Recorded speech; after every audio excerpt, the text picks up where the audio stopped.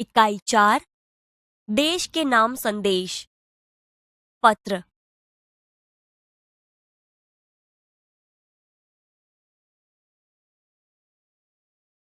पत्र का श्रवण कीजिए। मातृछाया ऊंची शेरी, गांव मेसपुरा, तहसील भाबर, जिला बनासकांठा, दिनांक 24/12/2011। प्रिय मित्र हर्ष, नमस्ते। मैं यहाँ सकुशल हूँ। आशा है वहां सभी सकुशल होंगे। तुम्हारा खत मिला, पढ़कर खुशी हुई। मैंने डॉक्टर अब्दुल कलाम का देशवासियों के नाम भेजा गया एक ईमेल पढ़ा, वही तुम्हारे लिए प्रेषित कर रहा हूँ। डॉक्टर कलाम अपने देश की शुरुआत में ही पूछते हैं, क्या आपके पास अपने देश के लिए 10 मिनट का समय है? यदि हाँ, तो इसे पढ़िए, वरना मर्जी आपकी। यानी कि इसके बाद वह देश के लोगों की सोच बताते हुए कहते हैं, आप कहते हैं हमारी सरकार निकम्मी है। आप कहते हैं हमारे कानून पुराने पड़ गए। आप कहते हैं नगरपालिका कचरा नहीं उठाती। आप कहते हैं फोन काम नहीं करता, रेलवे मजाक बन गई है, एयरलाइन दुनिया में हमारी ही सबसे खराब है, चिट्ठी अपनी मंजिल तक नहीं पहुंचती। आप कहते हैं, कहते रहते हैं और कहते ही रहते हैं। आपने इस बारे में क्या किया? फिर राष्ट्रपति ने कहा, मान लीजिए एक व्यक्ति सिंगापुर जा रहा है। उसे अपना नाम दीजिए, उसे अपनी शक्ल भी दे दीजिए। आप दुनिया के सर्वश्रेष्ठ हवाई अड्डे पर उतरते हैं। सिंगापुर में आप अपनी सिगरेट का टुकड़ा सड़कों पर नहीं फेंकते और स्टोर में खाते भी नहीं हैं। आपको उनके भूमिगत संपर्कों पर रश्क महसूस होता है। आप शाम 5 से 8 बजे के बीच आर्चर्ड रोड पर कार चलाने का टोल टैक्स तकरीबन 60 रुपए भुगतान करते हैं। अगर पार्किंग में आपने निर्धारित समय से ज्यादा गाड़ी खड़ी की तो टिकट पंच कराते हैं। लेकिन आप सिंगापुर में कहते कुछ नहीं, कहते हैं क्या? दुबई में आप रमजान के दिनों में सार्वजनिक रूप से कुछ भी खाने का साहस नहीं करते। जिहाद में बिना सिर ढके बाहर नहीं निकलते। वॉशिंगटन में आप 55 मील प्रति घंटा से ऊपर गाड़ी चलाने की हिमाकत नहीं करते और पलटकर सिपाही से यह भी नहीं कहते कि जानता है मैं कौन हूँ? मैं फला हूँ और फला मेरा बाप है। ऑस्ट्रेलिया और न्यूजीलैंड में समुद्र तटों पर आप खाली नारियल हवा में नहीं उछालते। टोक्यो में आप सड़कों पर पान की पीक क्यों नहीं थूकते? बोस्टन में आप जाली योग्यता प्रमाण पत्र क्यों नहीं खरीदते? डॉक्टर कलाम बीच में याद दिलाते हैं, मैं आप ही के बारे में बात कर रहा हूं, सिर्फ आपके। डॉक्टर कलाम कहते हैं, आप दूसरे देशों की व्यवस्था का आदर और पालन कर सकते हैं, लेकिन अपनी व्यवस्था का नहीं। भारतीय धरती पर कदम रखते ही आप सिगरेट का टुकड़ा जहां तहां फेंकते हैं, कागज के पुर्जे उछालते हैं। यदि आप पराये देश में प्रशंसनीय नागरिक हो सकते हैं, तो यहाँ भारत में आप ऐसा क्यों नहीं बन सकते? डॉक्टर कलाम ने मुंबई के पूर्व महानगर पालिका आयुक्त तिनायकर के हवाले से कहा, अमीर लोग अपने कुत्तों को सड़कों पर घुमाने निकलते हैं और जहां तहां गंदगी बिखेर कर आ जाते हैं, और फिर वही लोग सड़कों पर गंदगी के लिए प्रशासन पर दोष मढ़ते हैं। क्या वे उम्मीद करते हैं कि वे जब भी बाहर निकलेंगे तो एक अधिकारी झाड़ू लेकर उनके पीछे पीछे चलेगा और जब उनके कुत्ते को हाजत लगेगी तो वह एक कटोरा उसके पीछे लगाएगा? राष्ट्रपति ने मिसाल दी कि अमेरिका और जापान में कुत्ते के मालिक को उसकी छोड़ी हुई गंदगी साफ करनी पड़ती है। फिर शासन व्यवस्था के बारे में डॉक्टर कलाम ने कहा कि हम सरकार चुनने के लिए वोट डालने जाते हैं और अपनी सारी जिम्मेदारियां भी वहीं उलट आते हैं। हम आराम से बैठकर सोचते हैं कि अब हमारे नाज नखरे उठाए जाएंगे। हम सोचते हैं कि हमारा हर काम सरकार करेगी और हम फर्श पर पड़ा हुआ रद्दी कागज उठाकर उसे कूड़ेदान में डालने की जहमत तक नहीं उठाएंगे। रेलवे हमारे लिए साफ सुथरे बाथरूम देगी और हम उन्हें ठीक से इस्तेमाल करना भी नहीं सीखेंगे। डॉक्टर कलाम ने कहा कि समाज की ज्वलंत समस्याओं पर भी हमारा ऐसा ही रवैया है। हम ड्राइंग रूम में बैठकर दहेज के खिलाफ गला फाड़ते हैं और अपने घर में इसका उल्टा करते हैं। और बहाना देखिए, पूरी व्यवस्था ही खराब है।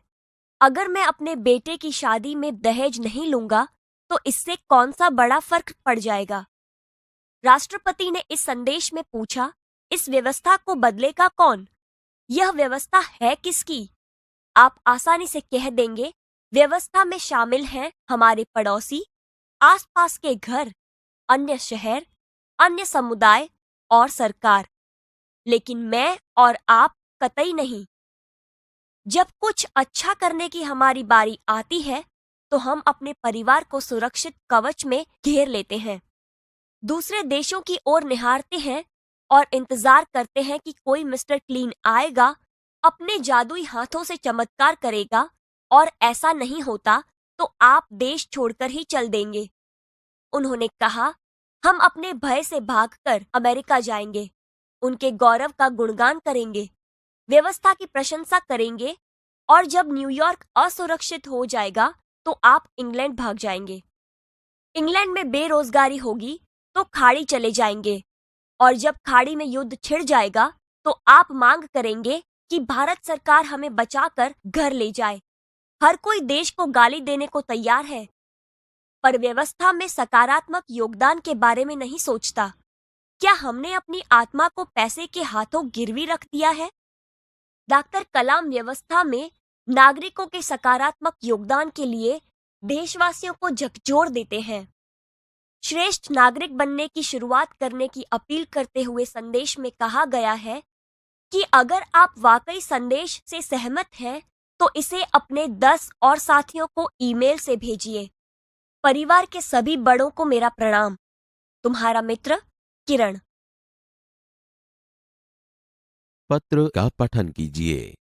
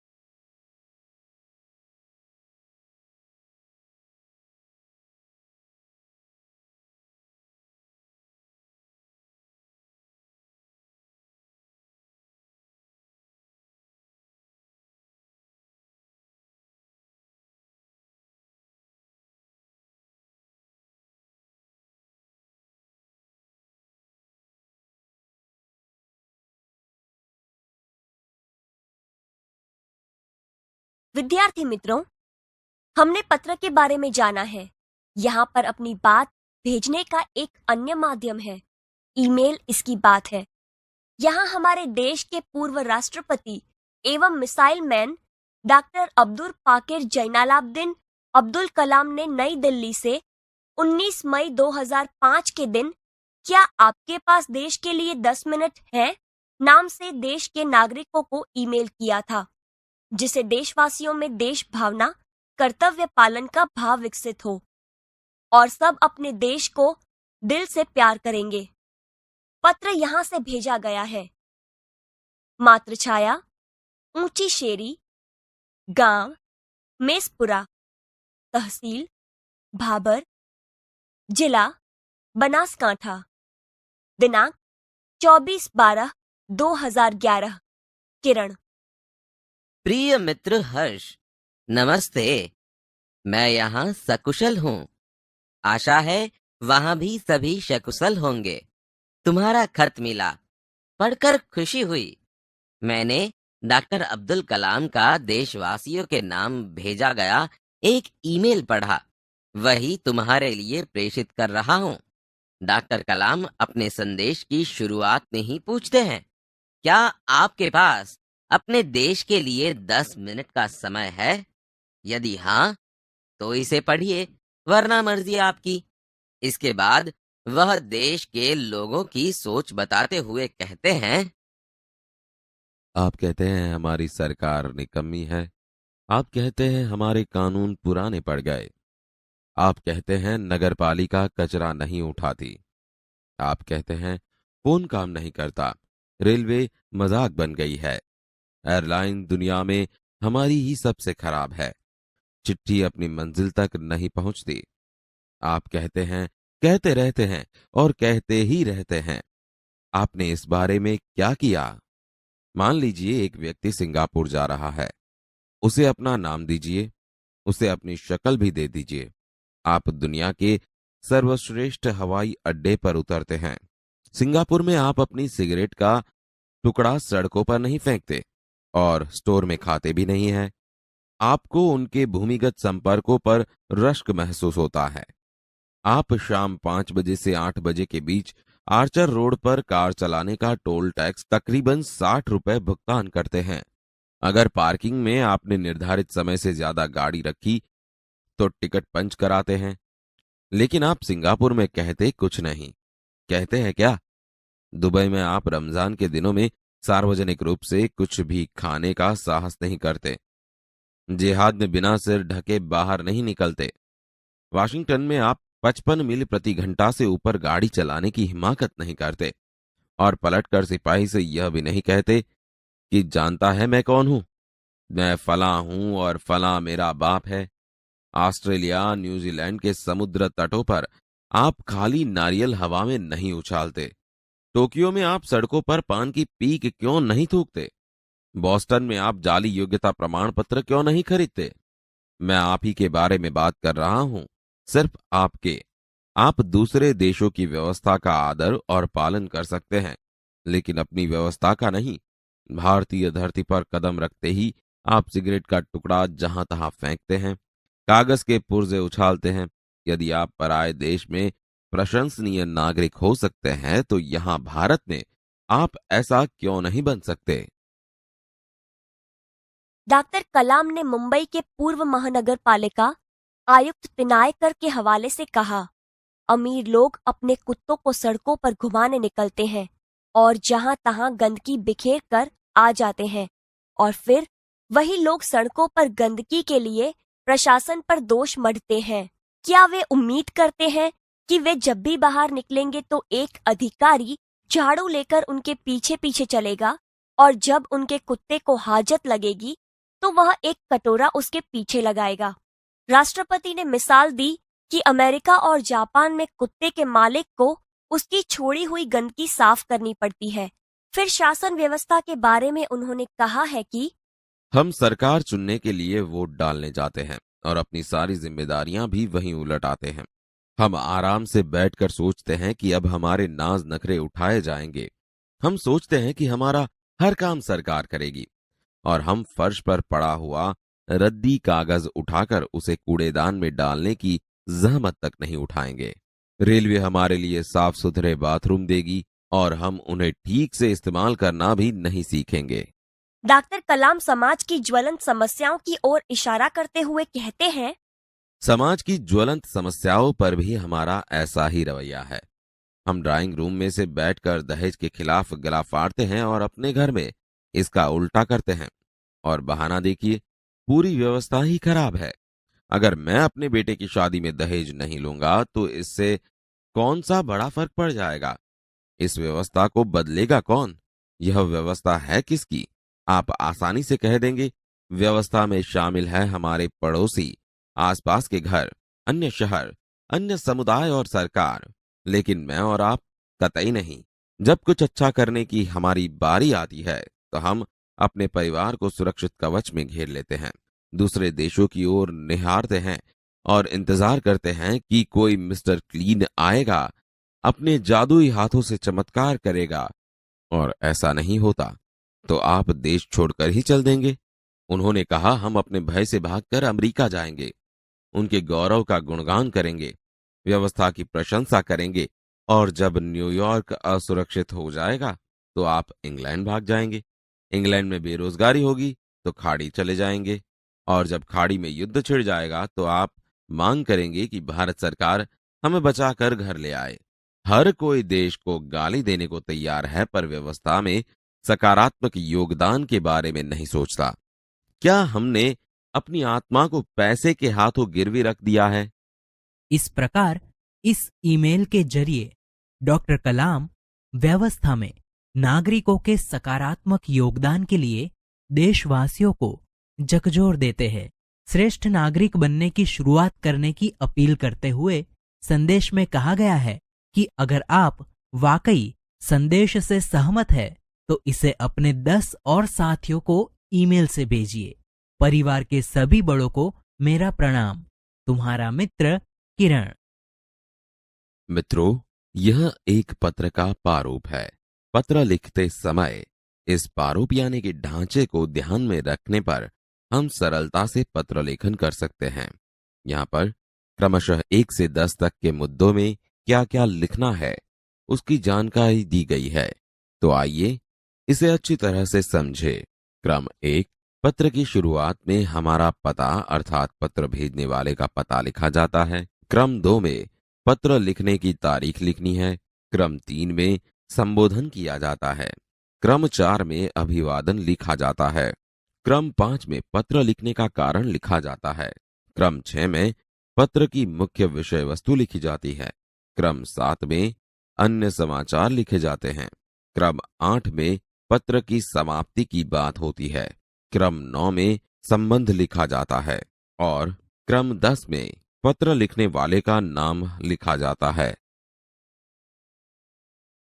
मित्रों, जब हम भाषा की विशेषता की बात करते हैं तो भाषा में कई प्रकार के ऐसे प्रयोग देखने को मिलते हैं जिससे बड़ी बात एक ही उदाहरण से कही जाती है।